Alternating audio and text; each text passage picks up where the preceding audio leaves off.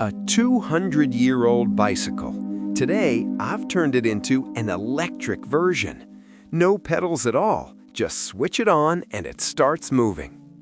In 1817, the first concept of a bicycle was introduced. Back then, there were no pedals. Then in the 1860s, pedal-powered bicycles were developed, where the front wheel was huge. And inspired by that old design, I built a DC motor-powered electric bicycle. This project uses a powerful DC motor, a rechargeable battery, and a chain drive system. I directly connected the motor to the wheel, so it rotates using power from the battery. The most unique feature of this cycle is a large front wheel, a small rear wheel.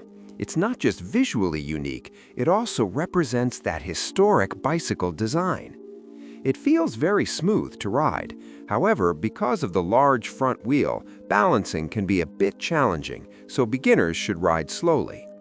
This project proves old ideas plus modern technology equals amazing innovation. It's low cost, easy to build, and eco-friendly. If you want to see more DIY electric projects like this, don't forget to like, share, and subscribe. And let me know in the comments, what should I build next?